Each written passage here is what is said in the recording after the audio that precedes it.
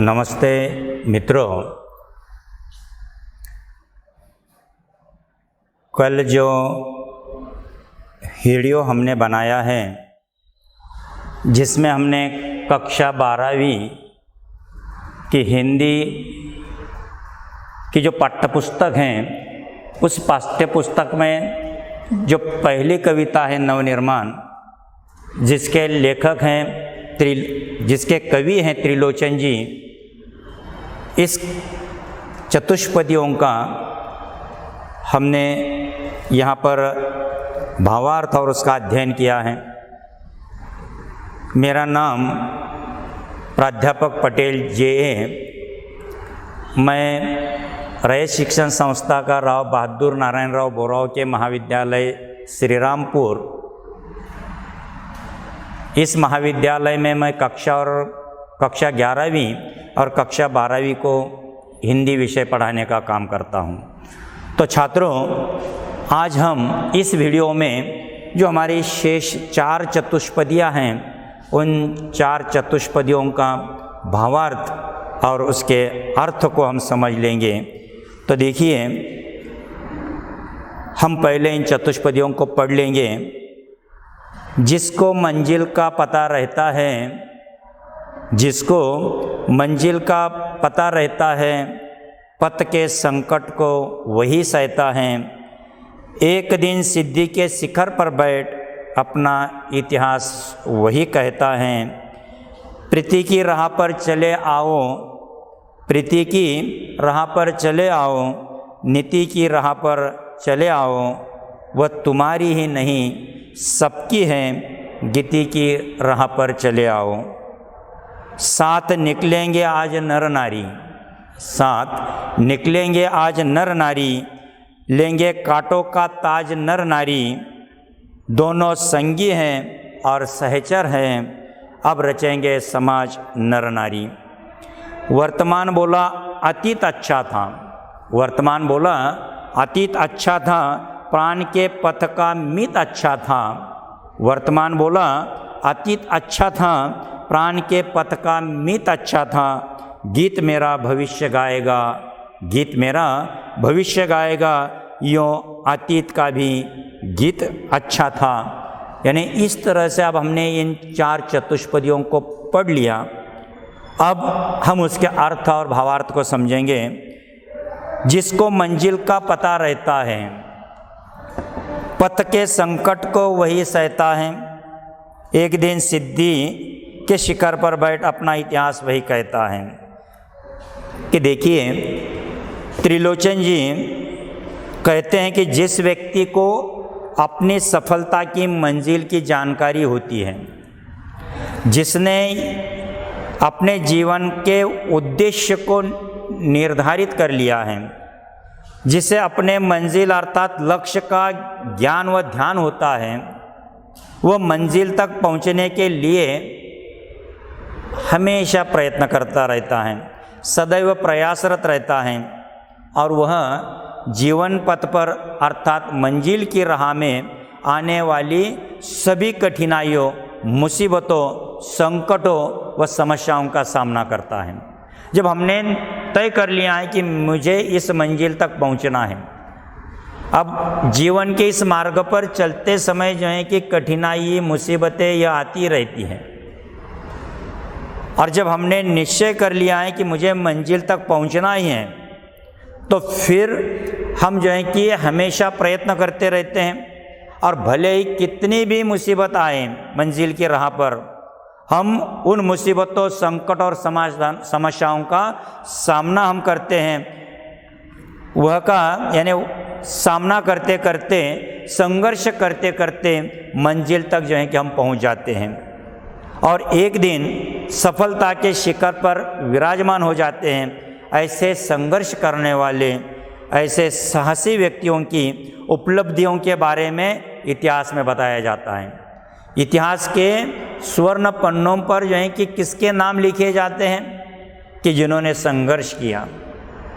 आज भी इतिहास में उन्हीं लोगों के नाम हैं कि जिन्होंने संघर्ष कर कर जो है कि अपना नाम इतिहास में, इतिहास के पन्नों पर लिख दिया। और गौरव भी या चर्चा भी जो है इन्हीं लोगों की होती हैं कि जिन लोगों का नाम इतिहास में लिखा गया है। यानी इस तरह से जो है कि हर व्यक्ति पहले अपनी मंजिल को तय कर ले और फिर मंजिल के राह तक पहुंचने के लिए उसे सदैव जो है कि प्रयत्न करना ज़रूरी है। और जब वह प्रयत्न करेगा मंजिल तक पहुंचने का, तो संघर्ष भी जो है कि उसे करना पड़ेगा।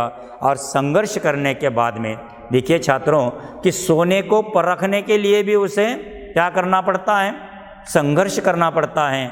उसे आग में डाला जाता है, उसे तपाया जाता है और कहा जाता है कि आग में तपाने के बाद में ही यह सच्चे रूप में सोना जो है कि कुंदन बन जाता है। और इसी तरह से जो है कि जब हम संघर्ष करेंगे, संघर्ष करने वाले साहसी व्यक्ति की उपलब्धियों के बारे में इतिहास में बताया जाता है, इतिहास में उसका नाम जो है कि लिखा जाता है और इनके गौरव की चर्चा या वर्णन जो है कि आज भी इतिहास में मिलता है। यानी इस तरह से जिसको मंजिल का पता है वही अपने लक्ष्य पर यानी लक्ष्य तक जो है कि पहुंचने का काम करता है, या वो अपने मार्ग पर जो है कि अविरत चलता रहता है। उसका लक्ष्य या उसका ज्ञान व ध्यान जो है कि उसे उसका उस मंजिल पर होता है। अब दूसरी चतुष्पदी, आगे की चतुष्पदी देखिए, प्रीति की राह पर चले आओ, नीति की राह पर चले आओ। प्रीति की राह पर चले आओ, नीति की राह पर चले आओ, वह तुम्हारी ही नहीं सबकी, वह तुम्हारी ही नहीं सबकी है, गीति की राह पर चले आओ। देखिए कि कवि प्यार मोहब्बत और अच्छा आचार विचार को अपनाने की बात जो है कि कर रहे हैं कि प्रीति की राह पर चले आओ। अब प्रीति की राह कौन सी है कि प्रेम और नीति, जिसको हम नैतिकता कहते हैं, इस नैतिकता की राह पर चलना चाहिए। इसीलिए कवि कहते हैं कि आपसी मतभेदों और वैमनस्य को जो है कि हम भुला दें, प्रेम के मार्ग का जो है कि हम अनुकरण करें, प्रेम के मार्ग का हम अनुसरण करें और उसी पर नेकी के साथ जो है कि अच्छाई के मार्ग पर आगे बढ़ते जाओ। यानी हम नेकी के मार्ग पर जो है कि चलने की बात यहाँ पर कवि त्रिलोचन जी कर रहे हैं। इस पर सभी का अधिकार है, इस नेकी के राह पर चलने का, वह तुम्हारी नहीं सबकी है। देखिए इस पर सभी का अधिकार है, इसीलिए सभी को प्रेम के साथ में लेकर नेकी की राह पर चलना चाहिए। आपस में मिलजुल कर आपसी प्रेम बनाना चाहिए, वह मिलजुल कर जो है कि जीने में अनोखा आनंद हम लें। इसी आनंद को पाने के लिए कवि गीति की राह पर चलने के लिए कह रहे हैं। देखिए यानी प्रेम का मार्ग, प्रेम की राह, नीति का मार्ग जिसको हम नैतिकता कहते हैं। यानी कहा जाता है कि आओ मिले देश बांधव, हार मानकर देश के साधक बने सब प्रेम के सुख शांतिमय उद्देश्य के। यानी हम जो है कि जब हम प्रेम के मार्ग पर चलेंगे, जब हम नैतिकता की राह पर चलेंगे तो सुख शांति जो है कि अपने आप सबको मिलेगी। गीति की राह पर चले आओ, यानी यहाँ पर ही हमको आनंद पाने के लिए कवि गीति की राह पर चलने के लिए कह रहे हैं। अब अगली जो चतुष्पदी हैं उसका हम अर्थ देखेंगे। साथ निकलेंगे नर नारी, साथ निकलेंगे आज नर नारी, लेंगे कांटों का ताज नर नारी, दोनों संगी हैं और सहचर भी, अब रचेंगे समाज नर नारी। देखिए कि अब यहाँ पर जो है कि कवि स्त्री पुरुष समानता की बात करते हैं और हमारा समाज जो है कि विभिन्न प्रकार की कुरीतियों और समस्याओं से भरा हुआ है। अनेक समाज सुधारकों के कठिन परिश्रम के बावजूद भी हमारे समाज में अनेक प्रकार की विषमताएं व्याप्त हैं। असमानताएं, जातीयता है, सांप्रदायिकता है, प्रांतीयता है, अस्पृश्यता है। इन समस्याओं के कारण समाज के नर नारी दोनों समान रूप से व्यतीत हैं। देखिए इन सभी भेदों को जो है कि हमको मिटाना है और समाज में जो नर नारी हैं साथ निकलेंगे आज नर नारी। यानी कवि कह रहे हैं कि आज सामाजिक परिवर्तन हो गया है, समाज में बदलाव आ गया है। अब नर और नारी अर्थात अब पुरुष और महिला एक साथ कंधे से कंधा मिलाकर चलेंगे। अब हम स्त्री पुरुष इस तरह का भेदाभेद हम नहीं मानेंगे, क्योंकि आज युग बदल चुका है, समाज में परिवर्तन आ गया है और स्त्री और पुरुष जो हैं, पुरुष और महिला जो हैं कि दोनों एक साथ कंधे से कंधा मिलाकर अपना इस जीवन के मार्ग पर आगे बढ़ेंगे। जीवन में चुनौतियों का सामना नर और नारी मिलकर करेंगे। दोनों भी जो भी समस्या आएंगी, जो चुनौती आएगी, इनका डटकर सामना जो है कि यह नर और नारी करेंगे। संघर्ष करते हुए कांटों का ताज धारण करेंगे और विषम परिस्थितियों में सफलता प्राप्त करेंगे। दोनों साथी हैं, देखिए, यानी दोनों संगी हैं और सहचर हैं, दोनों साथी है, जीवन साथी हैं, साथ मिलकर जीवन जीने का जो है कि इन दोनों ने वचन दिया है और उसका निर्वाह भी ये नर और नारी यानी महिला और पुरुष करेंगे। समाज का नवनिर्माण व विकास नर नारी के समाज का विकास जो है यह नर नारी के सहयोग से ही संभव है। बेशक आज के नर और नारी अपने उत्तरदायित्व को समझ गए हैं। अब ये मिलकर नए समाज की रचना करेंगे, ऐसे समाज का निर्माण करेंगे जिसमें स्त्री और पुरुष दोनों को समान अधिकार होगा। यहाँ पर समाज के उत्थान हेतु कवि समानता व समाजवादी दृष्टिकोण को जो है कि प्रस्तुत करते हैं। देखिए, यानी आज हम सभी भेदों को जो है, आपसी मतभेद हो या स्त्री पुरुष जो हम भेदाभेद कर रहे थे, इन सभी भेदों को जो है कि हम मिटा देंगे। और अब देखिए अंतिम जो चतुष्पदी हैं कि वर्तमान बोला अतीत अच्छा था, वर्तमान बोला अतीत अच्छा था, प्राण के पथ का मीत अच्छा था। वर्तमान बोला अतीत अच्छा था, प्राण के पथ का मीत अच्छा था। गीत मेरा भविष्य गाएगा, गीत मेरा भविष्य गाएगा, यूँ अतीत का भी गीत अच्छा था। देखिए, यानी क्या कवि जो है त्रिलोचन जी कि कवि कह रहे हैं कि संघर्ष करते समय मनुष्य को अतीत का जीवन अर्थात अपने पूर्वजों का जीवन अच्छा लगता है। हर कोई कहता है कि नहीं, हमारे पूर्वज अच्छे थे, उनका जीवन अच्छा था और उन्हें लगता है कि पूर्वजों को उनकी अपेक्षा कम संघर्ष करना पड़ा था, उनका जीवन जो है कि सुखमय था, उनकी अपेक्षा कम मेहनत करना पड़ती थी। बेशक दिन प्रतिदिन चुनौतियां बढ़ती जाती हैं।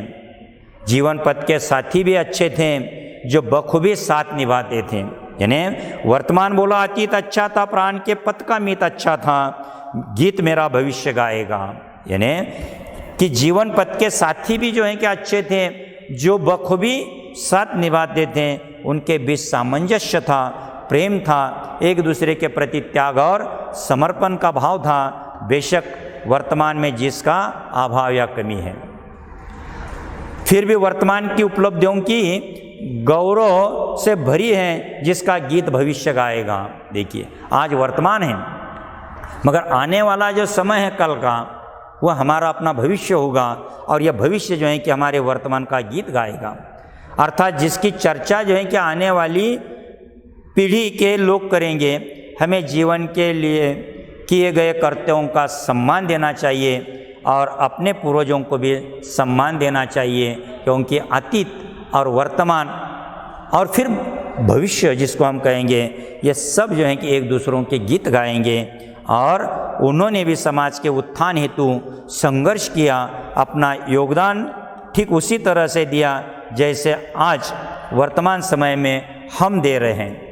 यानी इस तरह से जो है कि यह परिवर्तन जो है कि लाने की बात, जिस नवनिर्माण की बात जो है कि कवि त्रिलोचन जी कर रहे हैं, तो इस तरह से जो है कि आज यह बदलाव, यह परिवर्तन जो है यह हमारे समाज के अंदर होना चाहिए। और उसके साथ साथ कवि का मानना है कि समाज में समानता, स्वतंत्रता और मानवता को स्थापित करना हमारे जीवन का जो है कि मुख्य उद्देश्य होना चाहिए। और इस उद्देश्य को प्राप्त करने के लिए हम संकल्प करें कि हम नए का निर्माण करेंगे, यानी इस तरह से यह कविता यानी त्रिलोचन जी की चतुष्पदिया की जो नवनिर्माण कविता की थी वो यहाँ पर समाप्त हुई। धन्यवाद छात्रों, जय हिंद।